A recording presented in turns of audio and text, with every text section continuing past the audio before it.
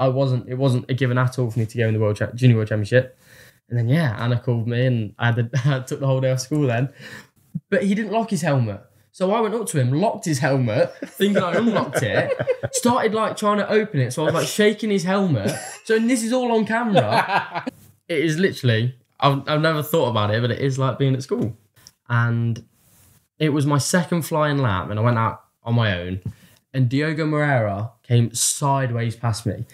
Because they took the vane out and put it in. And then, long story short, they took the vane out to put the cow vane in. Just put Odysseus on the front of it. Anyway.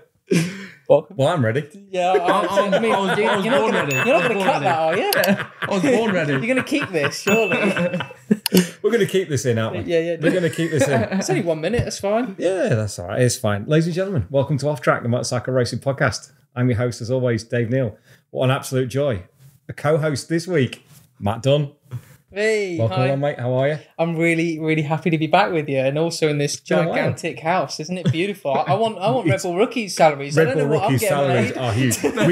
We could do like a behind the scene. Who did it? Through the keyhole. Who lives in a house like this? Red Bull Rookies riders. That's who live in a house like this. And Red Bull Rookie riders like Eddie O'Shea. Hello, mate. How are you? Welcome to the show. Thanks for having me. You're very welcome. Thanks for inviting us into your palace. No, it's okay. Hey, that. Life's good. Looking at the Yeah, life's good. 17-year-old rattling around in a 6-bedroom mansion in Leicestershire. No. And there's no adults here, so we know it's his house. He's bought all this with all his millions from Rookies. No, my parents have just gone away and I've got a free house. That's it. It's a good job this is going out when they get back, because there'll be hordes of people at the door, like autographs. Like Notting Hill when he opens the door and all the paparazzi are outside. That's what it's going to be. Well, the problem when they come back, they're going to watch this and they get back and they go, "Who are those people?" You know what? The sofa looks different because he's absolutely wrecked it with some house party. Yeah, only this section here is the clean part of the house. All of that. Everything's piled up behind the camera, but also behind the camera is a lovely Josie as well. So Josie's joined in as well. There she is. Keeping an eye on proceedings as well, which is lovely. Make sure we don't go off topic. Lovely to see you. Rude. Yeah, because you got to keep online. And thank you for wearing the hoodie as well, mate. And you got the memo. Thank you for giving it to me. You got the memo. Very, very comfy. That's it. We're all lined up and ready now, mate. What's going on with you? How are you? I'm good. I'm living. Obviously, it's the end of the season now, so it's a bit of a chill time. But I'm ready to start next year. Should we introduce Eddie a bit more properly? Because in terms of like where he's come from, what he's done like this year, who are you this year in 2023 and who are you going to be in 2024? Because I feel sometimes people can get a little bit like when you go off to Spain and do the Red Bull Rookies thing, unless you're a keen follower of Rookies. There's a Brit off in Junior GP. Don't know much about what's going on. Yeah. So for the folks who just sort of watch BSB and things like that, I haven't seen since BTC. What are you doing? Question 1. Tell me about your career so far. So I've just met this year. That's all. So I'm Eddie O'Shea. I was a British Talent Cup rider and I nearly won the championship at 13 years old in 2020. I ended up finishing third in the championship because I got taken out in the last race. But no, then Dorna started helping me out towards. They helped me out with a ride in Junior World Championship and Red Bull Rookie Cup. And that was in 2021. I did my first year, 14. I was very young and not necessarily immature, but I just didn't really understand how fast like the Spanish boys really were. And obviously when it came to rookies and Junior GP, I was at the back in my first year and it wasn't a great year. But then in my second year, we managed to get a podium in Junior World Championship and I nearly got a podium in Mugello in rookies. I was 0.001 off third. So yeah, it was a good year. And then I had a bit of an injury. I had a year off, and then I came back this year and started fighting towards the front again. And that was with Junior Talent Team. And then next year I'm moving on to it's actually just it's sort of like a franchise of British Talent Team. It's British Talent Team, but it's run by Michael Laverty, who obviously has a team in Moto3 World Championship. So it's a much better pathway for me to take a step into the World Championship in hopefully 2025 when I'm old enough to go there. I was going to say with that pathway, that sort of pathway has sort of changed for next year, hasn't it? Really, because it's almost turned into now what the idea was initially, with what the British Talent Team was. Obviously, John McPhee had that British Talent Team ride. it was always going to be linear from, down British Talent Cup through to that. But now then it went just Junior GP, a little bit ETC. Yeah. But then now it's finally complete again. MLAV is taken over. So you've got Moto3 World Championship to aim for, Junior GP below that, ETC, British Talent Cup. They got to, and I think that's a really good thing for British racing, isn't it? And it's great that you're at the helm of that now. Yeah, it's amazing to be a part of it and to be part of the first official MLAV British Talent British Talent team in Junior GP. It's so good, and I'm hoping I've not got any confirmation yet, but I'm hoping to do some wild cards, and that's we've not even really spoke about it in too much detail, but that's the plan, and hopefully get some wild cards, and then I really would like to go to the World Championship in 2025, but obviously you have to have the results to be there. And, there's so many good riders that, it's not just a given that I get the spots. Obviously, Josh and Scott are doing very well in the World Championship. Obviously, they're not necessarily at the front, but anything in the World Championship is incredible. The pace is so fast, so fast. I'm going to sit and listen to you two. No, you're good. I just wanted to put that because, as with the first question, as I say, I gather that people if you care about British riding, you watch BSB. It is still quite difficult unless you actively take a lot of time out of watching MotoGP, BSB's long calendars now. You probably don't watch Junior GP. Let's be honest. It's like when Scott moved up in 19 for 20. Yeah, how's Scott doing? You might hear about it on a podcast, and that's it. Exactly that. So, and it is, and that's one of the reasons why we came down to see it, because we've got to get the word out to people that you are still around. Yeah. And there are other riders that seem to have a bigger profile because they've gone to Spain, they've come back, they're kind of riding anything that's put underneath them. But you've had such a setback with the injury that it kind of went below the radar for a little bit, but the talent's still there. And you go back to 2020 when Franco won the championship, as whether maybe the people listening and watching on the YouTube, Franco Bourne was champion in 2020, but you got the call for the talent team. How did that come about? What was the dynamic behind that? Well, all year you don't know anything. You don't know anything from Dorna. You literally know nothing. You're just riding and doing your best. And I think at the time Franco was, I want to say 17, but he might have been 16. And like I say, I was 13. It was Franco's third year. It was my second year. And it was me, Franco, Charlie Farrar, Franco Bourne, Harvey Claridge and Casey O'Gorman. We were the top five. We were always top five in the race, and we made our own little group, and it was good. Obviously, 'cause the year before in 2019, I was 12 years old and I was 30 kilo, and I had 16 kilo of weight on my bike, and I just kept crashing. every race, I just kept crashing. It's like my bag there. Yeah. And I just literally, I crashed all the time because it was simply because I was so weak and the bike was so heavy that I couldn't really control it, and I didn't really have much feeling. And then going into 2020, where they lowered the weight limit a little bit, and I got heavier, and I think I had a very, very little bit of weight on my bike, and it managed to help me understand the bike a bit more and get a bit of feeling. And I led the majority of the championship. Even going into the last round, I led, and then I had a bit of a bike problem in race one, and I finished fifth, which put me back to second in the championship. But I was still, I think I was 5 points behind Franco, so all I needed to do was win. And I was 4 points behind Franco, and all I needed to do was win. And then I got taken out in the second corner on lap one. Paddock Hill, wasn't it? Yeah. Druids, sorry. Druids. The turn two. Druids, It was literally just got cleaned out.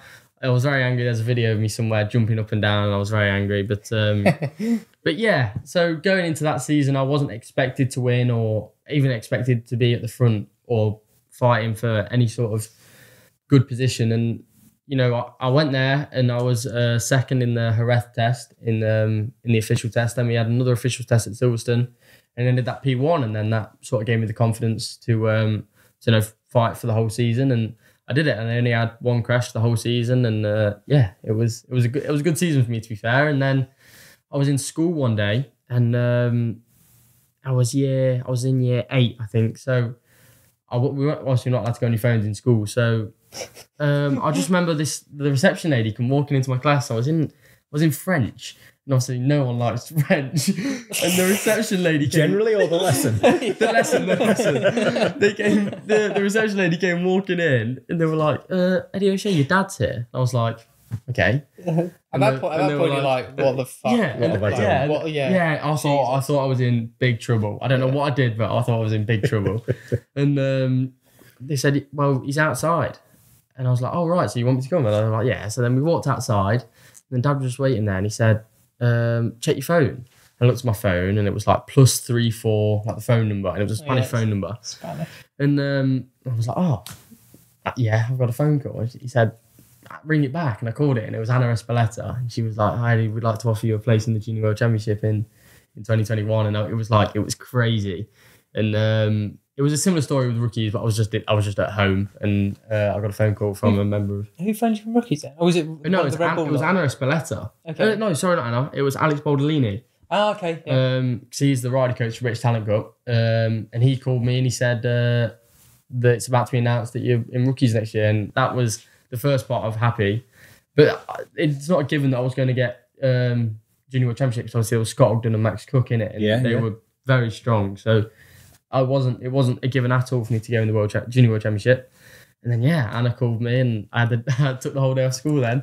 And it was What, did you celebrate? You were You're going to struggle to concentrate hang on after a that, minute. aren't you? So, were you allowed to leave school? I don't or you know. just went, I don't I'm know. in the fucking World Championship! Dad was just like, oh, mate. Because Anna must have emailed Dad or something saying Eddie's not picking up, blah, blah, blah. Yeah, and she's like, he's in fucking school. And then Dad must have just drove straight to school and said, get Eddie out his lesson right now. We're off to Spain. Adios. Yeah. Oh, mate, tell you what, Dale, I've never actually heard that kind of story before. I think that's really, really cool. Yeah, like, it's class, isn't it? It's one of those things where you imagine at some point someone gets a really cool bit of news. Yeah. But you don't think of it happening like literally some kind of film, some kind of, X Factor-esque kind of thing where it's like, is that Eddie O'Shea speaking? Yeah, this is Dorna. You're in the Junior World Championship. What? That's so cool. Yeah, it was amazing. It was amazing. Yeah. Wow. It was incredible. It fascinates me because I've always taken an interest in how younger riders develop. Yeah. Over the years, worked with Jordan Weaving back in 2014, 2013 into 2015. But now, I mean, he never made it, unfortunately, into the Grand Prix. He did Red Bull Rookies for 2 years, the 12 and 13. Something like that, yeah. When they were still 125s then, weren't they? Yeah, they were. Yeah, they were still 125s at the time. So Taz, Jorge Martin was in it at the time. Brad Ray, Toprak was in it. Carol Haneker won it in 13. Yeah. And then he didn't get the chance and then went off into what was Motostar. So the development for younger riders is always important because you're the stars of tomorrow and the future of our sport, which is always something that I've had a keen eye on. And it fascinates me now with the way that BTC goes. And it's gone from, it's kind of evolved sometimes, I think more recently, maybe not for the better. I don't know. It's just how I see it. But when it was all the same bikes and everything, it was very much Red Bull Rookies. It was very uniform. It was very orientated, the road to GP. And then it became dad and lad racing again. Mm-hmm. Right. And it just, and the lap times I don't think are the same. And it's lost that edge to it a little bit. But you're in the system now. Yeah. Red Bull MotoGP Rookie, is that? But yeah, Red Bull MotoGP Rookies Cup. That's the way to, it's a Red Bull Rookies Cup at the end of the day. Yeah. To go into that and then the Junior World Championship and following what Scott's done and what Max Cook's done before and Rory a little bit, it's fascinating now to see where that takes you. Yeah. Because you missed the age bracket before everything was changed. And now you're maybe a year or 18 months waiting to get your chance. But the experience that you can get in those 18 months without being thrown straight into the lion's den of Moto3 Grand Prix, what's it like from your side? It must have been a whirlwind for the last 3 seasons. Yeah, so you can look at it as a half glass full or a half glass empty type of thing, because my first year I was 14 and the age limit was 14 and I did not perform that season. I was I wasn't very fast at all, and but there was literally no one on my tail that was old enough to go up at 14. So then there was like literally no one. So I got given, like, I felt like I just got given another year because there was no one else. That's how it felt. And then the age limit that in 2022 was 15, and then this year it's 16. So there's always been no one that it was possible to even take my seat just because of how the age was. So in that perspective, it's a good thing. You know, it's been impossible for someone to take my ride unless they went a full Asian talent team, or I don't know. But yeah, that sort of pressure of no one is behind me. Do you know how like Martin is pushing like Anea? How Anea needs to start performing to keep the ride. I never had that. I never had the pressure of, you know, someone's on my tail. It was just ride, learn, and I did it. I managed to get a podium in my second year, before my injury, and then I got given another third year, and so the pressure of that was not a lot. But ideally, I would like to go to the World Championship next year, but you know, I've been fighting at the front in a few races in Junior GP, and I've not managed to get a podium this year, but I've always been there or thereabouts, and I feel like I've had a slightly unlucky year with I've been taken out a fair few times, and I've just had a little tweaks like that. But I feel ready to go to the World Championship. But you know, another year in especially learning like Michael Laverty's ways, or you know, just being in the team early doors. So then I'm fully ready to go up to the World Championship, hopefully with Michael, and hopefully it will all be set out and I'll be ready to go, and I feel like proper at home in the team. So I am looking forward to it. I'll have next year just another year of learning, but I have got to obviously perform even better than what I have this year, and what I have done ever to even get thought about of a Scott or Josh, or I don't know, but for me to get a seat in the World Championship. So yeah, I'm really looking forward to it, and it should be a good year next year. I was going to say about your first year is probably one of your most interesting points, because I think we can be honest and joke about with you now. Yeah. Like, that was pretty harrowing. Yeah. You were bad. quite a way off the back. Yeah, but and I think that's also what prompted they obviously from seeing that kind of thing, as not just you but others as well. That's where they then put that micro step in between. They're like, actually make sure BTC guys can go to European Talent Cup definitely. first, which is obviously a step below that. I'm really fascinated to know how the hell someone goes from like that far off the pace to being really competitive next year, because that must have meant you took a real technical step up in the way you ride a bike. So what kind of things did you learn from that year to take into the second one? Because surely that's not just a case of, just little things, little here and there, and surely there was some point where you went necessary bang. faster. Yeah. Well, in my first year, I did not use... I used the rear brake a little bit on the left, but I used it on entry and did not use it on the corners. And I didn't touch it on the right, just because obviously when you turn right, the rear brake's on your right. I didn't use it. And then, but even at the start of the season, at the end of the season, I started doing it. But I've always been, I don't know whether this is a good trait or not, a good trait or a bad trait, but I've always been a year to learn it and a year to win it. That's always been my mentality. So in my second year, I've just like focus. I don't know. But it also helps with, do you know when obviously in my first year I had Holgado, Ortola, I had some big names and they all moved up, Diogo Moreira, and like the top... Munoz. Yeah, the top like 7 moved up. Mm-hmm. Yeah, the top like 7 moved up. So it was like, well, the top 7 moved up, that's at least 7 positions gained. And then you're kind of in the front group. Okay, yeah. You're kind of in the front group, and then when you're in the front group, you might as well be at the front. Yeah. Okay. So I like that. it was just like, that's a funny action. I've never heard that before. Yeah, because if they've all buggered off, so now it's my turn. Exactly, and that's exactly how it is. Yeah. And in last year in 2022, the only 2 that stayed were Rueda and Alonso, I think, maybe, and Colin Via. Yeah. And yeah, they were the top 3, and I was in the fight for like the fourth, like top 4. So, and obviously those 3, David Alonso, Rookie of the Year. Okay, made a bit of a boo boo in Malaysia, because this is where we're recording it just after Malaysia. Yeah, it is. That's right. Yeah, Jose Rueda, the first to win Red Bull Rookies and Junior GP in the same year. Absolute prodigy. Also made a big boo-boo in Malaysia, but we'll brush that under the carpet. And then Colin, who in the same race has just won his first Moto3 race, like an incredible talent. So that's pretty cool to remember. Not a team player though. Wow. Yeah. Well, yeah. God, well, actually, I mean, you're actually. We should probably side note at this point. Eddie is really good mates with Colin. Yeah. So I'm only jesting at that. He's a racer. At the end of the day. He's got to win. It's a divided opinion. So what do you think? If let's go back to India, what's everyone's opinion on India? What did he do? Sasaki made the latest dive bomb and cleaned him out. Took him out. Yeah, he did. Oh, did he? Yeah. At India, he did. Yeah. Oh, But it went as like it was a late move, and Colin didn't give him enough. Like it got brushed under the rug as a racing incident. But why would you do that?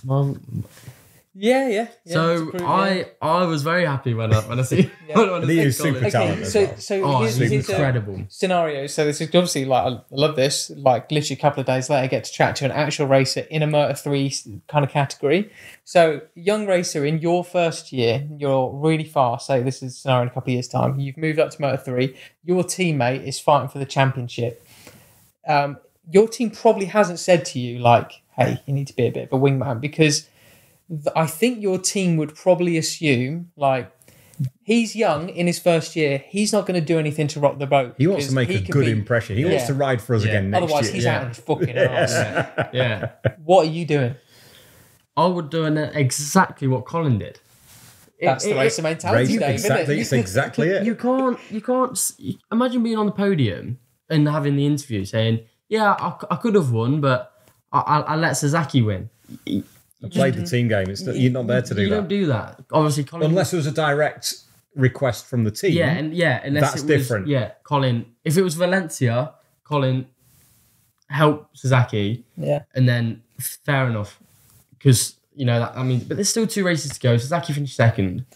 Yeah. And Colin cleared, he didn't clear off at the front, but last lap he pulled the pin, didn't he? And he made a big gap. It was almost like he was trying to tug him away from Sasaki, but then at the same time, they had pulled away. Yeah. And he was like, maybe in the final corner he's going to let him through, and he just didn't. And then you're like, oh. Yeah. Okay. No, but it was the first Dutch winner since... Yeah, first Dutch winner since like... 1990. Yeah, Hanspan in 1990, Yeah. Well, you definitely weren't born then. No, I was 4 years away from being born at that point. Yeah. Brilliant. I was 17. Oh, his age. Perfect. Was it 17?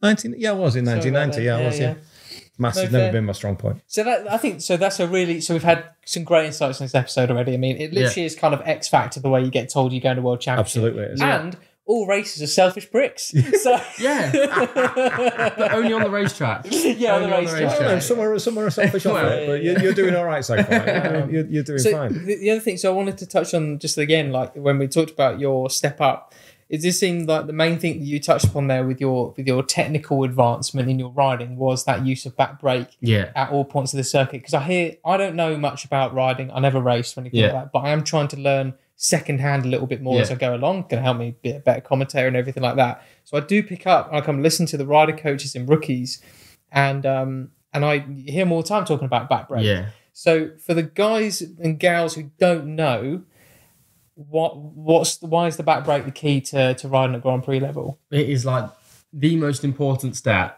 out of any step. It is how you manage the back brake by far, because when you enter a corner, there's such a limit to how hard you can pull the front brake. Obviously, you go into a corner, and as soon as you put any sort of lean angle, if you've got 18 bars worth of brake, you're going to crash. So there's a limit to the front brake, and everyone kind of knows that limit. Well, you have the exceptions like Onku, and even Colin now seems very good on the front brake. But most people, front brake is kind of easy. But back brake is, you can push it so hard without it locking. And it's just a matter of how you let off the front and how hard you push the rear to get the bike turned. And if you look at the KTMs, they can stop and turn so easy, and the Hondas, they're more flowing. And like, but Massey's riding the Honda like so perfectly. If you watch him, he takes such a wide line, and I'd love to see his data just to compare to me. It's not that 300cc engine that he's got on the left by then. No, I'm just kidding.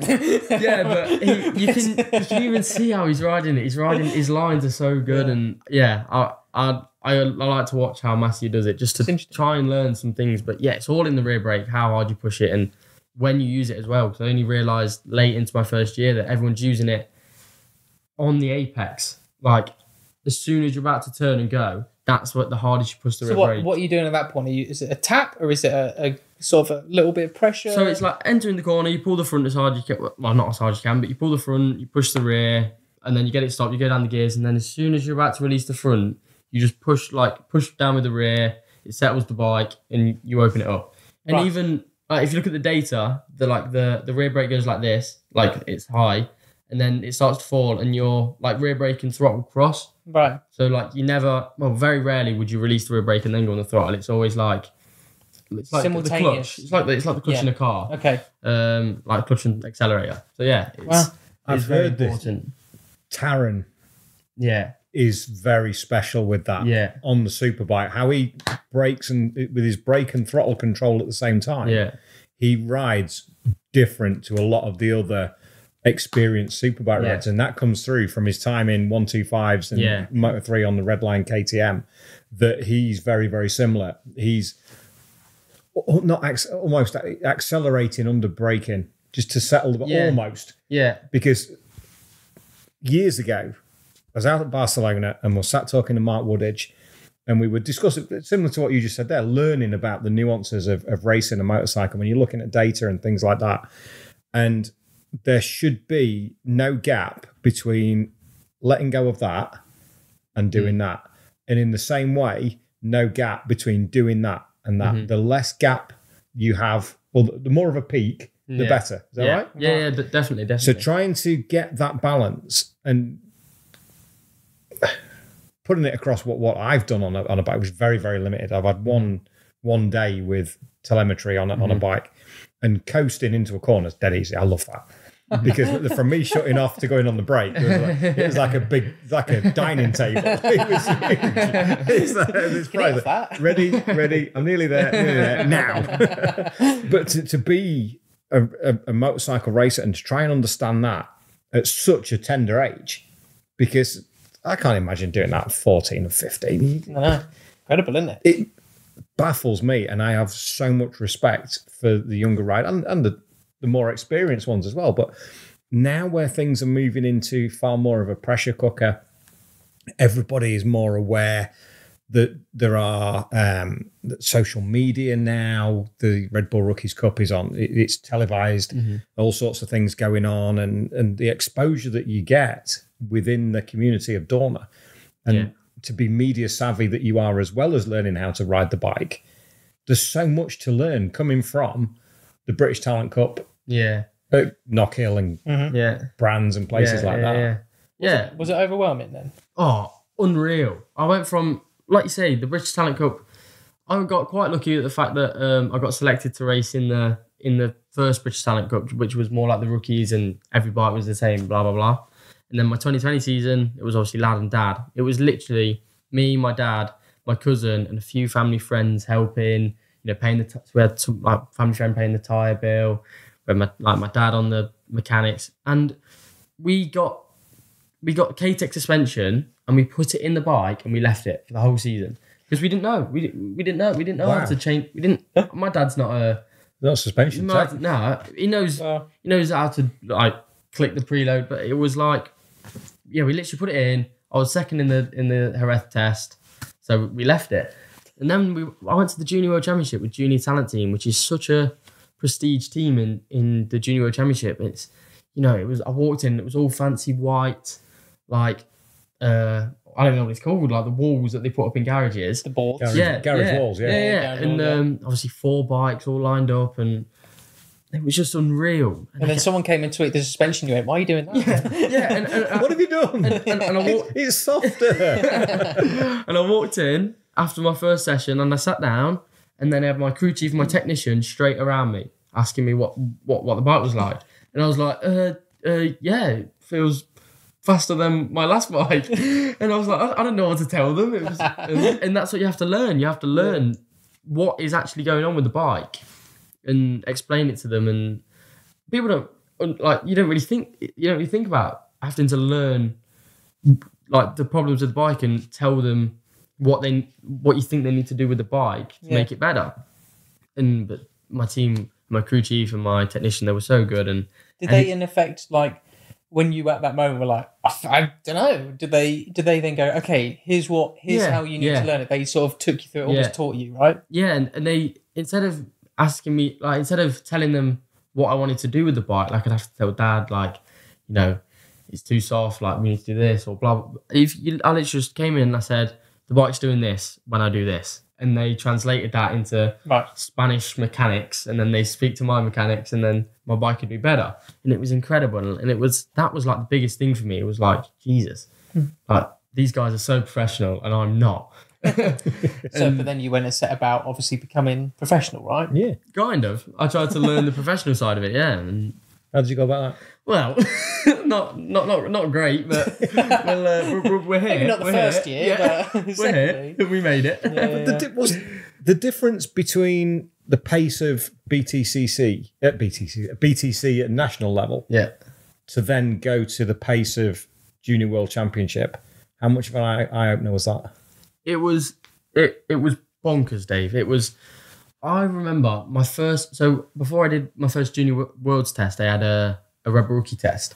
So that was in Portimao, and it was my second flying lap, and I went out on my own, and Diogo Moreira came sideways past me. It was his first year also, but obviously he did ETC and Junior World Championship. And it was like turn 5, which is like this downhill left hairpin at Portimao, and he was actually bolt sideways, and you just don't see it in British talent. Like, because we're young and we've not, I can guarantee 99% of the British talent people don't touch the rear brake. And Diogo came past me actually like he was on a supermoto in the World Championship of Supermoto. It was incredible. Well, no, he is literally in the World Championship of Supermoto. That was the thing there. And he wins. Yes. And he wins. And then that, I was like, Jesus. And then he cleared off. And then Alonso came past me, Holgado, Ortola. And I was just this kid that had just been racing, you know, Harvey Claridge, Franco Bourne, who are obviously very, very good riders. But this is what I'm getting at, because they are damn good riders, but all of them. Yeah. But the standard when you go to Spain, it was unreal. It blew. It didn't blow my head like. But some people, I'm not going to name any names, but they literally go to the test and their head blows, and you struggle to come back from that. You struggle to How do you counter that? Well, I don't know. You just get on with it. My guess from what I reckon I saw this year was with some people, it's just their character. Yeah. You're strong enough or you're not. Yeah, or maybe some of your environment, maybe you can counteract with character, I guess, with some folks, if you've got the right people in your corner who can communicate to you in the right way, like, buck up, or this is it. You know, but you need that said to you in the right way, I guess. You know, like it's pretty hefty. Do you feel the pressure of that every year? You need to step up and then step up and then step up. No, not necessarily. Good. I feel like I've never really had a year that I've had to perform. This year, I come back from a massive injury and I had 12 months off. And I went to my first round. I got 9th in my first race. I was in the front group. I was 1.2 seconds off first. So, and then from that point, it was just like, so I'm still fast. And I just cracked on with it all year. It's not that I don't feel pressure. I feel like everyone feels pressure. And anyone says they don't feel pressure everyone feels pressure. I'm sure of it. No, I agree. But yeah, there's just I wasn't old enough to go to the World Championship. I was doing as I felt enough to stay in the Junior World Championship, and if not, then we go back to Britain. We try Super Sport or we try something. I don't know, but we do something and we crack on with that instead. It's just how the motorbike racing world goes, isn't it? Just you've alluded to it a couple of times now, and we've sort of covered it off for the listeners and the viewers that don't know. Talk us through the injury. So how it started and your recovery process. So I had a mountain bike crash and I landed on the handlebar, long story short, and crushed my left femoral artery, which is, I'm sure everyone knows, but it's your like main blood supply to your leg. Your artery is like, you don't really want to, you kind of need that. You need your artery. And I had a few months where we were trying like physio to try and get it better, just to try and like open up the artery with like massages and stuff like that, and that didn't work. Then I went to my first operation where they tried to open the artery back up just by like cleaning all the scar tissue out and everything that was keeping it crushed. So effectively, you had crushed the artery tube. Yeah, like directly in my groin. Like Okay, exactly so where you really went. high up. Yeah, very high up. Yeah, like in my groin, and so I ended up having 5 surgeries. The first one was cleaning it out, trying making it just better, and that felt no better. Second surgery, they took a vein from my right calf, so I've got a big scar on my right calf, which that was the biggest vein that they could find in my body, and they put it. So they cut out the bad part, and they they didn't cut it out. They left it, and they bypassed my vein. So they put my vein in and bypassed it from the good part to the other good part, but then kept the crushed part in just to. So like a town bypass. Yeah, exactly. Wow. Right. And then I had an angioplasty, which they put a balloon. So they went into my right femoral artery, went up, and I was awake during this. They went up round like my stomach, down. Going through your heart and No. They went up like round. over the top. Yeah, because your arteries go like that, and then they have one down the middle, and then it goes down. Ah. And they went up, round, down, and then put a balloon in, pumped the balloon up, and I was like, that hurts. So that was one surgery. Long story short, I've now got a cow vein in. I've got a cow. What? I've got a cow pulmonary vein, which is the main heart from Pulmonary a cow. artery, yeah. I've got a pulmonary artery in my groin, and I have a tattoo for it. That's why you've got the cow. Well, That's the answer. there's 2 meanings for the cow. It's for my granddad, and it's for my but yeah, it's like dual meaning. Your bovine pulmonary artery. Yes. Artery. Yes. I love that you just transition. Like, long story short, I've got a cow vein. Yeah, in me. and that's it. Wow. Is it from the local butchers? Or? I actually don't know. I don't know where it come from, but I'm grateful for the cow. Yeah. We got a few burgers from him in the freezer. So It looks at grass a different way now. Yeah. So I'm glad I've still got my appendix. But yeah. Jesus. That's an incredible story. Yeah. So that kept you out for the best part of 12 months. So You didn't race for like 6 months, right? 10. You told me 10 months in the 10 end. months, yeah. Wow. Oh, yeah, because you tried to race. Yeah, from Portimao 2022 to Estoril 2023. It was 10 months. Crazy. I'm always amazed when I hear stories like this, Dave, about young riders who have, like, for such an innocuous thing as a mountain bike crash, Yeah. such big injuries and multiple surgeries at such a young age. Like, it just always blows my mind because, like, I've broken big toe, both little toes, both little fingers, that thumb and my nose. Oh, and my collarbone, but that was playing football and being silly.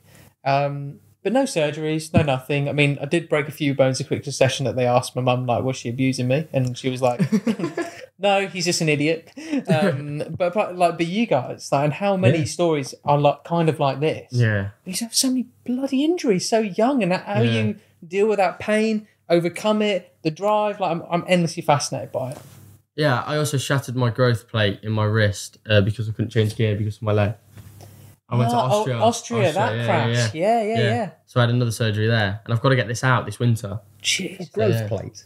Yeah, like because I was 15, I was still growing, so my growth plate was I don't know. So when you have it plated... No. When you're just growing in general, your bones and stuff, right? When you're a teenager and a child, you have growth plates to allow your bones to be able to get longer, which is how you get taller. Oh, Yeah. And I shattered mine. thank you, Josie. So they put a triangular plate in, and that's why I've got to get it out.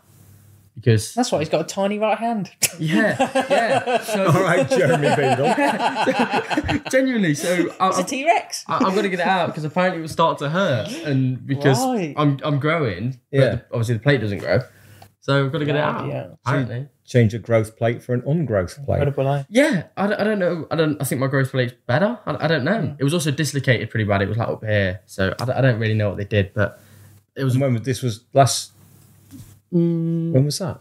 last year. Last year. That was a month. 2022 Austria. It was a month after Augustish. the actual injury. Yeah. With the mountain bike crash, and I tried to go to Austria, and that's when I realised Because they put in the new chicane. Yeah. So he was on his changeover from the chicane. He just has ridiculous high side. Yeah, in practice, and they had the just, GoPros on him. I accidentally clicked into first gear. Ooh. And it just spat me off mid chicane. It was terrible. On the flip flop. Yeah. And it was like the most silliest crash, but I just couldn't do anything. Yeah. And I was kind of happy I broke my wrist because then it gave my leg more time to heal. Genuine, that's a true story. When you're healing, and this always fascinates in the same way for you, Matt, this always fascinates me. When you're healing, what's the biggest thing you realised about yourself and in terms of personality and resilience? So well, I had my 5th and final surgery, and it was 2 days before my flight to Valencia, because I had to go to Valencia to say goodbye to the team for 2022 and get told what I'm doing for 2023 by Dorna. And Junior GP or rookies was this? This was junior GP, and I got out of hospital. So I had the surgery on the Wednesday, like a big surgery. No, sorry, this was after my 3rd surgery. After they took That's the calf. Yeah, they took the calf. So I had 2 massive things here, and they were like, I said, this was on Wednesday. I said, so when will I be able to go? He said, oh, not until at least Saturday. And I was like, whoa, I've got a flight to catch on tomorrow.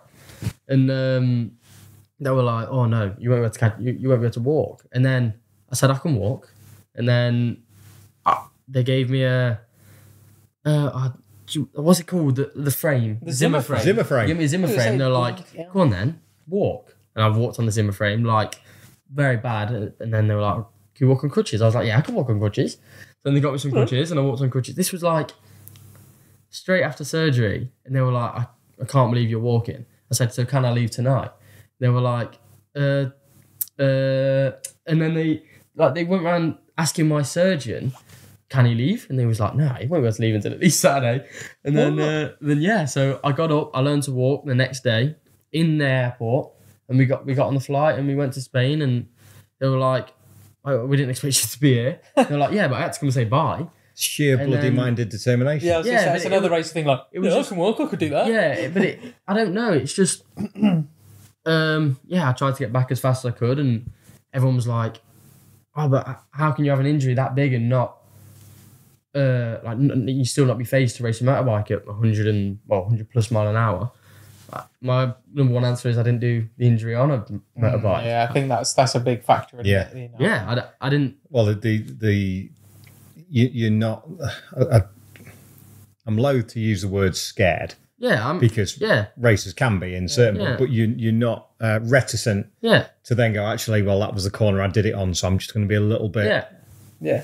It was obviously there are no mountain bikes left in this house, and they've all, that one's now in the scrapyard. Yeah, terrified. Petrified of mountain bikes, having nightmares every night. Yeah, they bring a downhill World Cup race and trophies and rookies cup. Yeah. And then he's we're like, going get me away from it. You're out in Austria. We're going up on the trails this afternoon. No, we're not. No. I take it you don't mountain bike anymore. No, I do. I still love mountain biking. You do still love it. Well, I actually didn't. I didn't do the mountain biking. I got kicked off a bike by my friend on a mountain bike. He was dicking about. No, his friend was dicking about. No, I was going to go and get my lunch, and my friend chased after me and kicked the bike. Just kid things, innit? Yeah. But how mad is that? The joy of youthful exuberance. Horseplay, I think it was. You kind of call it. That's actually quite a good segue of something I wanted to ask about, which is Red Bull Rookies' tent and life about as Red Bull Rookies. The people might be seeing a few more videos about what life is like as a Red Bull Rookie coming out. I think everybody who watched the races will have seen the big cameras following the riders around, including yourself. But I think that's what we'll leave on that until it comes out and those people can see that. But I think Red Bull Rookies is super unique because it is, as you talked about with BTC. BTC at one stage was just like Red Bull Rookies. So what that means is like there's basically a big tent. Mm-hmm. And you're all in the same place. Mm-hmm. You have a set like mechanic, your own bike. Mm-hmm. It's like school, right? Yeah. But can you explain to the listeners, like, well, what is it like being a Red Bull Rookie? How is it like school? Explain to them. It is literally. I've never thought about it, but it is like being at school. you know, we arrive, we do the track walk all together, we take our maps, we write everything that our rider coach, Danny Roberta, tells us, and we get on a bike in FP1, and we get off our bike, and we speak to our dad, and I'm like, Dad, that was good. Yeah. And then I go and speak, and then, but we have, so in rookies, it's basically in fives, so there's like 5 sort of teams, but obviously we're all one big team, but, so there's like us 5, and we have 1 mechanic for 5 riders. But that's not your dad or your helper. No. That's from Red Bull. So Red Bull Rockies mechanic. So every single rider has 1 helper, which is usually your dad, which they just put the tyre warmers on, put the fuel in, do the little things that are relatively easy that you don't need like mechanical background for. And you tell your mechanic if there's any problems, and there's 1 suspension guy for the whole thing. And you speak to him, and he's got the busiest job in the world. He goes around and asks every single person how's the bike, and everyone's like, yeah, there's Sure. this problem. And he goes down fixing them all, click, click, click, click. And yeah, so, but it's very, compared to my junior GP experience, it's not unprofessional. Of course, it's very, very, very professional. Yeah. But junior GP it's your team. You've got so many staff that are only there for you. Yeah. And then you go to rookies where the only person who's really there for only you is your helper, which is obviously your dad. And obviously he's bound to be there for you. So you go there and you just have to be the best you can be just to try and... Well, yeah, that's it. It is different in that sense, in that, like, as you say, Moto 3 Junior World Championship is exactly what it says on the tin. Yeah. It has to mimic, to a certain degree, the Moto 3 World Championship. Therefore, you've got multiple people around it. Yeah. Red Bull Rookies is the MotoGP Academy. Exactly. It is done differently, but it's intentional that way. Yeah. Because actually, Moto 3, I always thought, well, I haven't talked a lot about it this year with a lot of people. Junior World Championship is where you really learn how to be in a Moto 3 team. Yeah. I feel Red Bull Rookies, to a certain extent, although I know they're very different bikes, are like, here's how you ride a Grand Prix bike. Yeah. So because there's only certain things you can do on a bike, and otherwise you have to freaking lump it. Yeah. And how many times would you normally get told by Danny Roberta or whoever, like, no more setup changes, just get on with it. Yeah. Right? Yeah, I feel like rookies it shows the raw talent, you know? Everyone's on the same bike, everyone's doing the same, no one's got an advantage at all. Junior World Championship, there is 4 different bike manufacturers, you know, some teams are more expensive than other teams, you know, there's such a range. And in rookies, it's literally just, you lot are the best teenagers in the world, go and race against each other. You've all got the same bike, same suit, same helmet. See who wins, best man wins. And the social side then as well, because obviously that bit's what we always hear about. Yeah. But like, now tell us the good stuff. So I want you to tell the viewers about your little saga with RB Hadatama, who's your junior GP teammate, when he wiped you out in Germany, because that is one of my funniest Eddie O'Shea stories. So I have a teammate, RB Hadatama, he's actually my roommate in junior GP, and I'm obviously very close to him. Everyone's close to their teammates, and I was second, and I was, because Rueda cleared off. Rueda was gone. In Saxon Ring 22. Yes, that's it. Rueda cleared off, won by 16 seconds. It was a massive dogfight for second, but I was second, like, non-stop. Just stayed at the front. And anytime anyone overtook me, I made sure I was back in second. It was my best race to date in rookies. You're probably your first attempt at a podium? Yeah, definitely. My first attempt at a podium. And I felt so good. Like, it was my first time being at the front of any group since British Talent Cup. And we went into the last lap. I dropped into turn 1. Someone went up the inside of me. I can't remember who. Maybe Colin. And then I just remember going fly it. Like, I got absolutely T-boned by RB. And yeah, I was very, very, very angry. And so, what did you do? Let's tell the full on story. I don't know. You ran up to him and you grabbed his helmet over his visor. And at that point, the camera cut away, and I was like, "Oh my god, he's gonna sock him!" And they just cut it away. So me and RB are very close. We spent 2 years as roommates together, and I went up to him and like tried to open his visor, and on HJC there's a lock. So I went up to him, unlocked his helmet, but he didn't lock his helmet. So I went up to him, locked his helmet, thinking I unlocked it, started like trying to open it. So I was like shaking his helmet. So this is all on camera. And then I finally unlocked it and opened it. But just before that session, we were all having a massive like, because everyone was getting changed. And I can't remember who started the conversation, but the conversation was, who's the most dangerous rider in Red Bull Rookie Cup? And there was a few Luca Lunettas, there was a few Filippo Fariolis, and I went, boys, it's Harvey. Harvey at the time was the most dangerous rider. And everyone's like, no. And I was like, Harvey, you are the most dangerous by a country mile. You just hit anyone. And then he was like, no, Lunetta. Because Lunetta was very, very aggressive, but not dangerous. The question was dangerous. And then, I opened his visor, and I'm not sure exactly what I said, but I probably said something along the line. No, I said something along the lines of, I effing told you so. I was like, you are by far the most dangerous rider. But the only thing the camera showed is me just... So, did you get a penalty for that or something? No, you didn't. You didn't get I got called to Peter Clifford. Yeah. He was like, you do realise how close you are to getting a penalty right now. And I was like, well, surely the limit's the best place to be. Oh, that is so good. That's the right. I love Isn't it that. then? Yeah, Like, yeah. Why would you not use all 4 track limits? No, yeah, fair. That's what I think. You're not living on the edge, Yeah. taking up too much This room. this is back to the Colin Fire, Yumi Sasaki conversation. exactly. You selfish prick. if you're not going to track limit warning, why are you not gaining half a tenth every time? That's what I think. But I love that story so much because I think the whole aspect, when he told me it, I wet myself because I went to ask him, story. just going like, did you or did you not just sock the Indonesian guy? Because the Indonesian fans go pretty hard. If he had socked him and Arby turned up with a black eye, like Eddie would be in serious danger. Yeah. If he ever went to Lombok. I gained 200 followers, and every single one of them said, "I'm so sorry." Oh right, okay, Yeah. fair enough. Yeah. Fair enough. Well, sorry there for was- following you. Yeah, No, sorry for our rider taking it out. That's yeah. nice. Fair, that's Yeah. good. They understand racing, don't they? That's the thing. It's important. Yeah. But the funny that aspect, like I thought it was that aspect. So when you told me the whole thing, I think the whole dynamic of it, the fact that the Red Bull rookies are all in this tent together, and there is a lot of waiting around because when they ride and race, and they are just sat there taking the piss out of each other, like, Yeah. who's the most dangerous rider? Yeah. Oh, that dickhead and stuff. And that is it's it. like the What about in-betweeners. But egos as well. Yeah. Egos. How do you deal with... Because every rider has an ego. Yeah. Some are more obvious than others, Yeah. and some can control them better Yeah. than others. Yeah. What's the dynamic like for that with, somebody walking around like King Dick and Yeah. he isn't? Yeah. Well, there was a little lad this year who was walking around a bit like that, and it kind of bit him. Does his name rhyme with salmon? Well, look a bit like salmon. Oh no, Rico. Well, Rico is very Finnish. I was talking about Max, how he's Maximo. Yeah, he's Maximo. quite like that.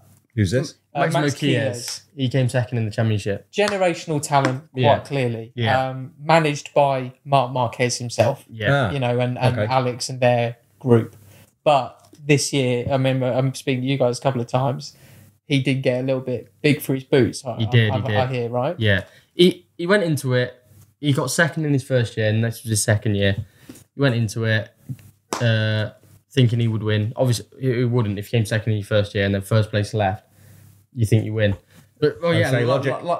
O'Shea logic.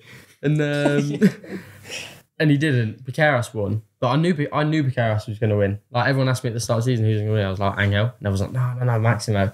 But yeah, Maximo was probably a little bit too big for his boots. But there's one rider that doesn't have an ego. Zero. The most kindest kid in the world. Ruche Moodley. Yes. South Ruche African Moodley. rider. He is Is he competitive lovely. as well? Yeah. On track. Good. On track. Yeah. Unreal. Yeah. Like, he'll hit anyone. He doesn't care. Right. Sorry, I thought you meant he'll on track unreal as in like he's fantastic. Yeah, no, okay. he is very fast, and he is like aggressive also. And then when he gets on the track, he's the most quiet-spoken little boy, and he's so polite. Him and his dad are so polite. Rushen is also Rushen is his dad. Yeah, and he's a bit of a looker like all the let's say folks who like blokes in the paddock are like Rushen Moodley. yeah. Stuff. Yeah. So Ruche's got some good genes. Yeah. That was nicely put. Yeah. Hey, I've heard as many blokes say they're like Rushen is. Oh, don't get me wrong. I can appreciate a good-looking bloke. Yeah, and he is lovely as well. Exactly. Anybody who can appreciate a good-looking fella is like. And he is. Having never been one, I can appreciate a good-looking bloke. Same. I mean, He is. I've got a And monkey he's. face. I think he's 2006. Yeah. South Africa Superbike champion. And Oh, really? he's 2-time Dubai Superbike champion or something like that. Something as well. crazy, Like, yeah. Good rider. What tracks do they? Is that like I being have the no Scottish idea. Superbike champion? Because you race Yeah. it, so. use Knock fortune hill. and knock it Knock off. hill, knock hill backwards, knock hill upside down. Think about the folks who are riding around in the Dubai Superbike Championship. They're not shy of a few bob, probably. exactly. Like, No, there's an that's East true. South Africa. I think they own like a logistics company, the family from there or something like that. not sure. But anyway, But it's interesting to hear all these names as well that maybe the listeners and the viewers haven't heard over the years. yeah. And then you see them develop like Bastianini has done, like Jorge Yeah. Martin has done, like you've got the potential to do. It's there. It's getting the names out there and getting the understanding that the Red Bull Rookies MotoGP Cup is huge Yeah. and a huge opportunity for our British-based riders. Yeah. It's a very, the top two usually from British Talent Cup, go and fight it out and see how they do. So it is a stepping stone, and it's such a privilege to, be part of that stepping stone and that pathway. And I feel like I had no podiums to my name, but obviously in the future, everyone will just know he had no podiums, but I had so many. We're going to have a friend Jeff. join us here. Come on, Hello, Jeff. How are you? This is Jeff. Are you coming This to is sit Jeffrey. yeah, you can see him on camera. Hello, Jeff. You all right What up, then? Jeff? You going to go see your dad? Come on, yeah, boy. Okay, come on, Come on, then. boy. There you Come on, go. Oh, come on, boy. Hello, Jeff. Lie down. The man of the house. Yeah. Even Anyway. when you're here. Yeah, exactly. He is top dog, literally. Literally top Come to down. check on my owner. Check he's all right. It's sat in my seat. Anyway, where were we? Anyway, stepping stone. Yeah, good rookies, good. Like it. You didn't show your potential in terms no of getting podiums, but I was one time I was in third. I had 8 seconds back to fourth. Got a puncture, crashed in a straight line. Finished 0.001 from third. I got slipstreamed to the line, and I got taken out of second place. So, by your own team. by my own teammate. So I had 3 that were so close, but no cigar. But I think that's a perfect representation of a lot of racing at the moment. Is you might look at Eddie O'Shea's results. If you never watched a rookies race and see where he finished in the championship over his 3 years, you might be like, Yeah. what's happening there? You're not Max Keelan's, because everyone just looks always the top 3, Yeah. top 2. But like you need to, if you watch every single race, I'm very privileged that I get to do that as commentary. So I feel privileged that I get to know and see, oh, bloody hell, Eddie was, 0.001 off a podium today. And, but the important thing is for their development, the important people see that. Not me, Yeah. teams, Yeah. Red Bull themselves, Peter Clifford, Yeah. as you mentioned, worth pointing out who PC is, Absolutely. lead commentator for Rookies Cup, but that's just like 10% of his Yeah. job. He is Mr. Red Bull Rookies. Yeah. He's like the headmaster. Yeah. He was the one who helped set it up, and he was Red Bull Yamaha boss way back in the day. Was he not boss when Simon Crayfile won at Donington? Yep. Last He Dunlop also was John Hopkins' boss, things like that. Gary McCoy, Regis Laconi, Yeah. whoever else. Peter was the man the who boy. brought Red Bull itself Yeah. to motorcycle racing. Like he is the boy. ultra Yeah. connected. Yeah. But you wouldn't guess No, that for just listening no. to him and me on No, commentary. no, Like but it's, he's he's the boy. quality. He's the boy. But you don't want to cross him there, do you? No. I was quite scared to go and see him after our incident, mine and Arby's incident. What's are you back in rookies for 24? No. So so you can now concentrate solely. Yeah. And I'm sure it can be a distraction from. It's a welcome distraction, Yeah. but it can be a distraction all the same from that ultimate goal of becoming a Grand Prix Moto3 rider. Yeah, definitely. If you look at like the past, anyone that was amazing in rookies and not so great in junior GP, they haven't. We'll use. Do you know Billy Van Erde? We use him for an example. Incredible in rookies, arguably as just as good as Pedro was in rookies. In junior GP, he wasn't amazing, and he got dropped, and now he's stopped racing because He's out flat tracking in Australia. he's a flat track racer now, and it's just like a kind of like a hobby racer. But we use Guevara for an example. Not so great in rookies. Finished 8th in his championship, and went to Moto3 Junior World Championship in his first year and won it and beat Pedro and beat Artigas, and so what people look for is Junior GP. That is all Moto3 teams mostly look at Junior GP and how you're performing in that. And probably a combination of the two to a certain degree. And then there are some who they see in rookies who they're like, I think like it's almost, I always see kind of in a way, rookies allows cherry picking per se. Because obviously the Red Bull connection with a lot of Red Bull teams. Yes. Yeah. That sort of connection there, like there's a reason why Colin landed in the Husqvarna seat and he is Red Bull sponsored. Yeah. Although he had to prove himself in Junior GP, and if he just did rookies, you could say like, maybe he... But actually, that combination of the two, him also coming second in rookies to Rueda, what that link there was then how we got Husqvarna. Yeah. But across the full spectrum, it's like, you can't just be good in Rookies Cup, you need Junior GP too. What about the transfer between the bikes? Because Red Bull MotoGP rookies are KTMs. Mm-hmm. Talent team are Hondas? Yes. So there are marked differences in the way you ride both bikes, so as I understand. Yeah. And rookies' bikes aren't Moto3s. They are nothing like a Moto3. They are tube frame, like pit bikes. It's like even the KTM of like Moto3 KTMs and rookies are so dissimilar. But yeah, it was a massive... And weirdly, the biggest thing was in rookies, the seats they start really thick and then go in dead narrow to like this big. And you have to ride them so different because that's exactly like, that's where your leg sits. And that was my biggest problem, just how small the seat was. And on the Honda, they start big and stay big and they're flat. And then rookies are more like that. But yeah, it was... my first year, it was hard to get the switch. And I was faster in rookies than I was in Junior GP.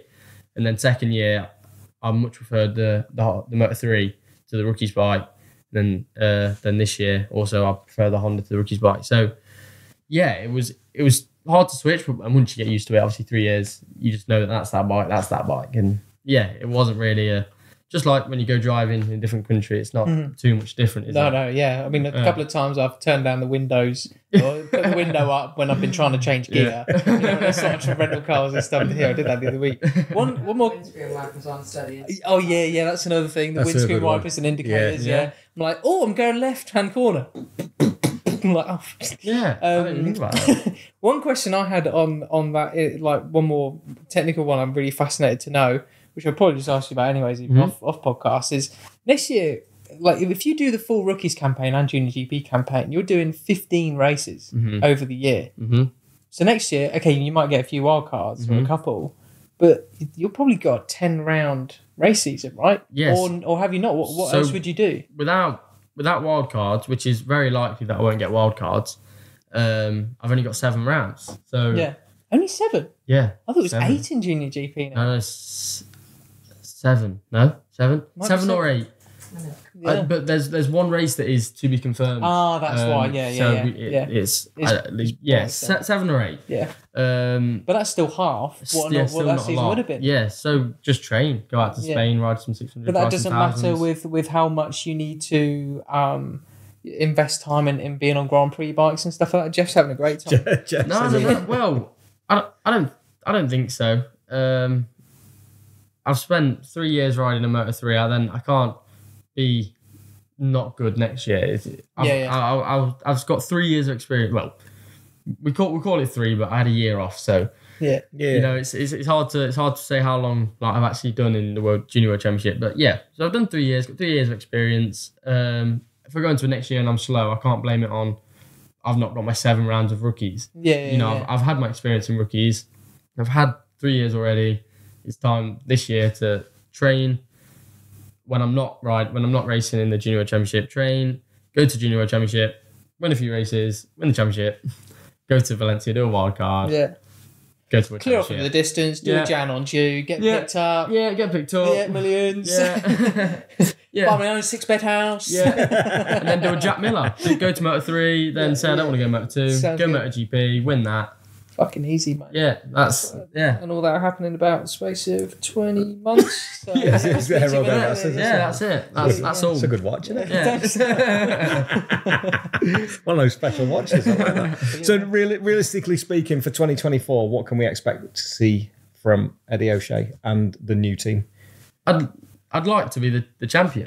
You can't go into your 4th year and not have the not be thinking about the championship. This year I finished 10th in the championship, and obviously a lot of people don't watch junior GP, but I got taken out of probably half the races this season, or if not, I had something unlucky happen, or I don't know. I just feel like every race something wasn't quite right, or I got taken out, or I had an injury or an illness or something. But yeah, and I started the year on the injury still. So obviously next year, the top ones are gone. I'll slot into the top 3. Eddie's hopefully. hacking his way to the top. It's exactly what he's doing. It's not skill. It's not determination. Just patience. He's waiting for everybody to bugger off. End of the season comes around. He sees all the Motor 3 line of the graduate. Just goes down the PDF of the rider and just goes, there I am. Highlighter. Everybody's got. We actually have a running joke in rookies that one time in my career, I've beat David Alonso. Like, we'll go back to Jerez when I got my podium. I got 3rd.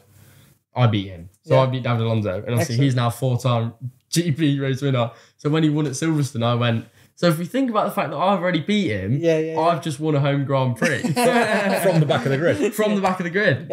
Good point. Yeah. About that, So I've won a home Grand Prix. That's and I'm 4 or 5-time race winner. Yeah, easy. Yeah. That's good logic. And you're like best mates with Colin. So Colin, you just race winner. So therefore, also in Jerez, beat him by association. Race winner. Yeah, obviously. Where were they? Malaysia. That's mine. My win. Super easy, man. Yeah. And that's my logic. In terms of kit, do you know what the bikes are going to be? I know they're going to be Hondas. And are they? When I spoke to Scott quite a bit when he was doing junior GP, and he said they were proper HRC kit. Mm-hmm. Everything was as pucker as it could be. At that level, it's same kind of kit, same kind of deal. I actually don't know. This year in Junior Talent Team, there is a company called Geotech, and they make also Honda engines. Used to make all the Moto 2 engines. Yeah, and so they brought in, for me, because in Barcelona, the Geotech man really liked me. So he let me ride the Geotech engine in Barcelona. And the problem with the Honda, and I keep hearing on the commentary in Moto 3, that Hondas are better in the heat. And that is the biggest lie ever. All right. I always hear it, and me and my dad keep going on about, they keep saying it. They keep saying Hondas are better in the heat. And it's just that is the main problem with the Honda. When it's hot, it's game over. And obviously, Junior GP a lot runs during July and August in Spain. When it's like 40 degrees and basically on fire these days. Yeah, and it's not getting any cooler, is it? No. Yeah, and I started from the back of the grid in Barcelona when it was like 37 degree, and on the first lap I was 12th. And usually that just wouldn't happen. The bike was this Geotech engine was so good. And I've had it in a few other rounds as well. But I'm not sure I'll get that Geotech thing next year. But yeah, I still think I'm factory Honda. I still have a very, very good deal, obviously. And now there's a stepping stone into Moto 3, which wasn't necessarily before. So yeah, that's the main good part, and I'm very excited to crack on. Excellent. I'm so excited to see where 2024 takes you. It's going to be a fascinating journey, and touch wood, fitness, everything with the injury now and your bovine pulmonary thing. I did smile there when he said about the calf. I was going to try and find a link between the calf and there's been every joke. Yeah, I was trying to find the link. Joke, have you done anything about mooing and stuff like that? Blood's moving so much better. Oh, for God's sake. I mean, do you know what? You should have told me all this when we were doing commentary. I would have absolutely slung some lines in before the season finished. Hopefully it wasn't a baby calf. Yeah. If you get a podium, you get a pat on the back. Because they took the vein out and put it in, and then, long story short, they took the vein out to put the cow vein in. The cow vein, So the vein they took from here is now gone. It's in the bin. It's in the bin. So, not on the mantelpiece, like dried out and mounted on a plinth. No. So I've just lost the vein. Wow. It's incredible. In no good use. I'd love to make this sort of like in the title of the episode or something like that, just some weirdness about cows. In a similar vein. Yeah. Something like Blood's moving so much better. 2 questions to time to finish, finish. because you thought this was going to be half an hour, and that says an hour and 10. It does say an hour and 10. It's going to be 60-ish minutes with, isn't it? Yeah. 60-ish Or minutes. just still put 30-ish minutes and just lie. Yeah, exactly. Just let it roll on. 30-ish minutes, brackets long. Yeah. Oh, what's your sister said you had to ask a question? I'm number 14. I've got to ask number 14. I've got to ask you number 14. No. Apparently, you ask questions and you I have to do. pick a number, and I've got to say Well, 14. because we're an hour and 10 minutes in, I didn't think we'd get a chance to do that. But I'm guessing, who are your 3 ideal dinner party guests? Because that's question 14 on one, and question 14 on It was the the other. one with. It was the what? Have you ever knowingly broken the law? No, it was one with you were with Danny Buchan, and it was question 14, I think. But I'll It's the dinner party guests. Oh yeah, we'll go with dinner party guests. Matt Dunn, Josie Smith. He wants a free meal tonight, doesn't he? He does as well. I hope you got a business card out, mate. Oh, who would it be?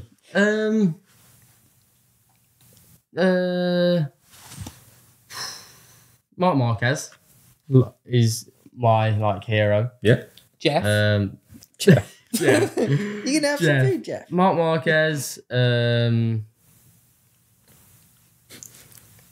Drake. Okay. Why not? Why not? I've never heard that answer before, to be fair. That's Oh, probably fair enough. is it not Dead and Alive? It can be, yeah. It's anybody. Barry Sheen. Why Quality. not? Why The not? Drake thing is that's throwing Drake? a curveball. in. Barry would hate. Yes, Drake. he would. Oh yeah, Yeah. 100%. No, but I speak to them individually. That's Okay, got to be I the rule. don't even know what Drake looks like. Really? Yeah, I'm old. I don't. It's way beyond my I know time. Drake. I couldn't name you. Oh, wait. I know he's called like Champagne Pappy on Instagram. Isn't it? Yeah, But he's is Champagne that a Pappy. song? Or? It's not. It's Oh, not. no. It's just not. his nickname. He has a song called Champagne Poetry, but not Champagne Pappy. Cool. Every day's a school day. And that's it. That's it. Yeah. I am old now. Yeah, Yeah, get the Zimmer frame out for David. You still got it? Yeah, for me, No, yeah, they I'll took do it that. off. I'll me. take the They took it crutches off at me. 30. Dave will take the Zimmer frame for... I'll take that. How old are you now? Yeah. Moving swiftly on. The final 2 questions for every first-time guest that we have. Mm-hmm. Favorite corner and why? Oh, that was the question, but that wasn't. Yeah. So, but I was thinking about this for so long, right? And there's a few. And I think my final answer is the second to last corner at Brands. As in the left-hander? Yeah. Oh, right. Yeah. That is bizarre. Technically, is the third. Yeah, because Clearways is... Clearways and then Clark Curve, yeah. But not in British Talent Cup, it's not. As soon as you exit the last corner, you fully tucked in. And So the final left at Sterling's. yeah. Because it's cambered and you can just throw it in. Oh, And it's just lovely. Just lovely. Probably not Taz's favourite track, though. Favourite corner. Do you remember when he had that big crash and then he fell off the barrier? Hawthorns. Oh, was it? Yeah. Oh, I always thought it was there. I think. I always thought it was We'll have to the check. left. That's Yeah, what I we'll have to check. Yeah, no, it might be actually. We'll have to check. He did. We were talking about that because we were there this afternoon, and he was on about that. And Taylor did the Did the TikTok. he did the didn't TikTok viral, didn't it? Yeah. It got a fair few with Chuck views. Norris. Fine. Yeah. Oh, that's and then the final question is: No, I'm not sure. What is the final question? what's your best hire car story? Hire car story. This is always difficult with younger riders because they've always been passengers. In Jerez this year, we Junior or GP or Rebel Rookies? rookies. We parked our car and we came back and we walked to the car. Me and Dad were both on our phones. We walked to the car and we looked up. The car was gone. Oh. And Dad was like, "Well, we clearly not parked it here." I said, "No, Dad, we definitely parked it there." And we went everywhere, looking everywhere for the car. I said, "No, Dad, that is definitely where we parked the car." Then we found some man who was like, it was like a Peugeot or something. He went, "Peugeot," and just pointed to some car park that was so far away. And but we spent like 40 minutes looking for this car. Yeah. And You found it? No, this man said Peugeot, and we went, and the Peugeot was there. What, so... It must have got towed or something. It must have parked in the wow. wrong space or something. But yeah, they just took it and put it in a different car And you're park. Pick it up on a fork truck and away you go. That's it. Put it But back to down be again. fair, Yeah. that might have been you might have parked it in the wrong like P1 or Yeah. P2 or VIP Village one, because they do that. They phone drag 'em out? They phoned me once, being like, because I got directed. I have a P2 pass. Yeah. And they direct me because I got directed at one time into a P1 parking spot. I got a phone call being like, "I'm at Sedona Security. Your car's in the wrong car park." I went, "I know. I was directed in there. I did tell them I had the wrong parking pass, but they said it was all right today." And he went, "Okay, don't that happen tomorrow. We're gonna have to tow your car." And then someone else we know, Josie and I know, actually got their car towed. Wow. You know, Well, yeah, 'cause so they're did strict we. now. So did we. I think. Also, little short one. We had a Fiat 500, parked it outside, left the P1 pass in the window. Car got broken into, stole the P1 pass. Only the P1 pass. So Eddie O'Shea has been going to all the MotoGP rounds. Yeah, so there's two Eddie O'Shea P1 passes, and P1 is like the top parking. Yeah. Well, it's not top. P0 is the best, isn't it? yeah. P0's inside. And Yeah, MotoGP P- class yeah. and stuff like this. Yeah. Yeah. But P1 is the best usually. For normos. Yeah. For like normal riders. Yeah, and like, yeah. Yeah. For paddock staff and that. Yeah. P2 is if you're Moto 2, Moto 3 and not one of the press. top teams. Yeah. And Press and VIPs. No, journalists get like P1 and then Yeah. VIP Village is a separate one. Okay. Yeah. But like if you're a proper VIP guest, not VIP Village. Yeah. Yeah. But Yeah, someone P1. actually broke into our car and only Just for the stole the pass. P1 pass. Where yeah. was this? Oh, Is it where probably was Spain? this? I think it was Spain. Yeah. Because it means something there. Like, Jerez. It was Jerez. Yeah. It was the same weekend. Yeah. It was the Fiat 500 that got Wow, towed. Yeah, that was it. okay. That was the same. We got a tow car. Don't We ever got- get a Fiat 500. tenemos el P1, ¿no? Vamos a MotoGP. Yeah. And So we walked down. The car was gone, and the P1 pass Suzuka. was gone.